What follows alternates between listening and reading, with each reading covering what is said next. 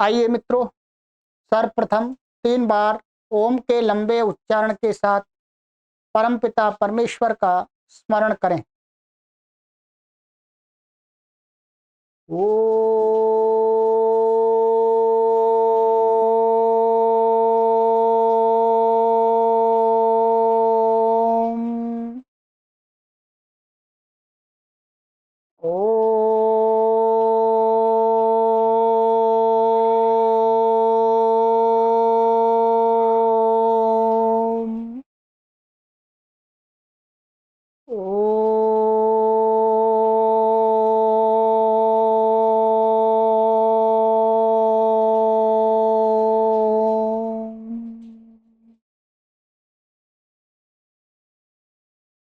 सभी को सादर नमस्ते।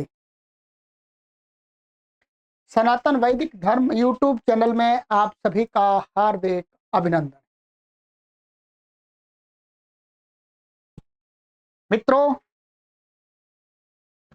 महर्षि पतंजलि द्वारा प्रणीत योग दर्शन का स्वाध्याय कर रहे हैं और स्वाध्याय की श्रृंखला में आज हम कक्षा संख्या 62 को पढ़ेंगे। 62 को 61 कक्षाएं हमारी हो गई हैं। ठीक है, चलिए आरंभ करते हैं। गत कक्षा में मैंने आपको जो सिद्धि पढ़ाई थी, सिद्धि ये थी हमारी कि कंठ कूपे क्षुत पिपासा निवृत्ति। कि कंठ के कूप में, जो कंठ के नीचे जो गड्ढा है यहाँ पर, वहां पर संयम करने से योगी अपनी भूख और प्यास को समाप्त कर लेता है। ठीक है, चलिएगा अब उससे आगे का सूत्र आ रहा है कूर्म नाड्याम स्थैर्यम।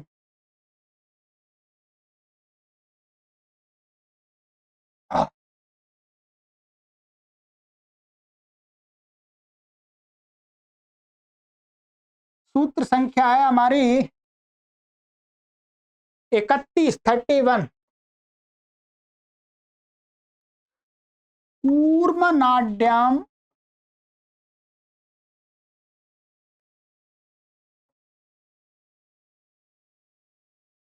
स्थैर्यम।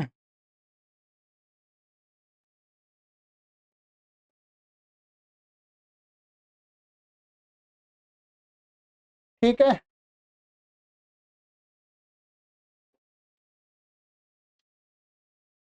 सरल अर्थ है पूरा। इसका अर्थ है कि कूर्म नाड़ी माने कूर्म नामक एक नाड़ी है शरीर में, उस पर बात करेंगे अभी वो कहां पर है। तो कूर्म नाड़ी में संयम करने से क्या होता है, स्थिरता प्राप्त होती है, माने चित्त में स्थैर्य आता है। बस ये है। ठीक है, कूर्म नाड़ी के विषय में बताया गया है यहाँ पर कि जो ये कंठ है, कंठ, इस कंठ के नीचे जो ये उरह स्थान है, छाती वाला स्थान बोलते हैं, चेस्ट। अब यहाँ पर कहते हैं कि इसके बीच में और स्थल में एक कूर्माकार माने कछुआ, कूर्म माने कूर्म का नाम होता है कछुआ, कूर्म मीन्स कछुआ।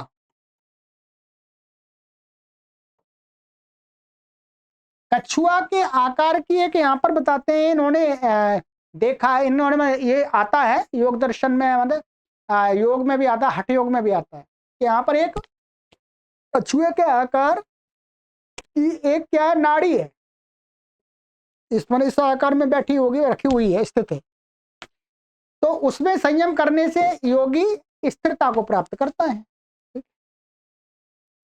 यहाँ पर एक उदाहरण दिया है कि जैसे ये व्यास भाष्य का उदाहरण है। ठीक है, जैसे जो सर्प होता है अथवा जो गोधा, एक गो होती है, गो आप सभी लोग नहीं जानते होंगे, गो उसको बोलते हैं।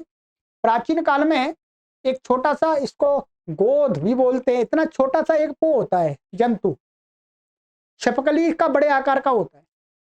प्राचीन काल में क्या होता था, उसको जो युद्ध करते समय राजा लोग उसको अपने साथ रखते थे, सैनिक लोग, सेना के।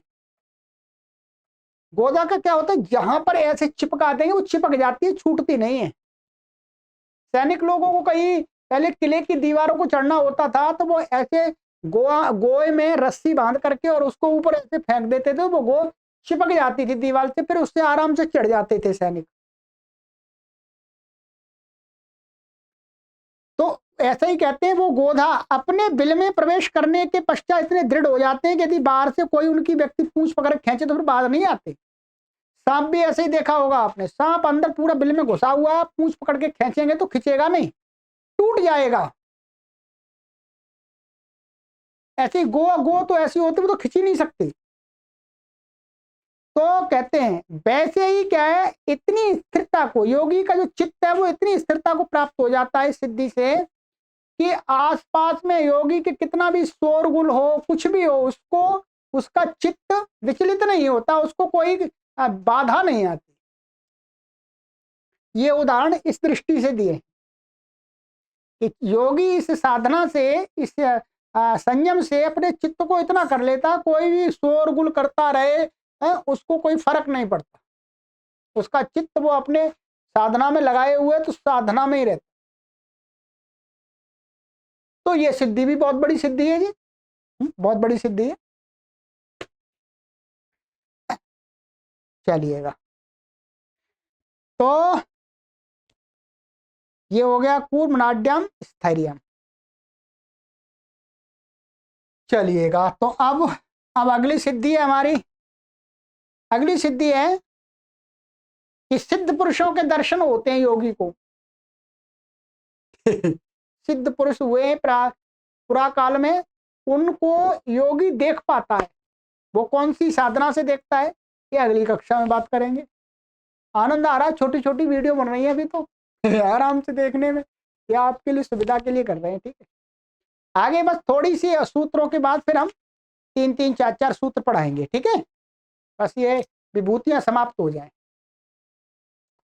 सभी को सादर नमस्ते। ओ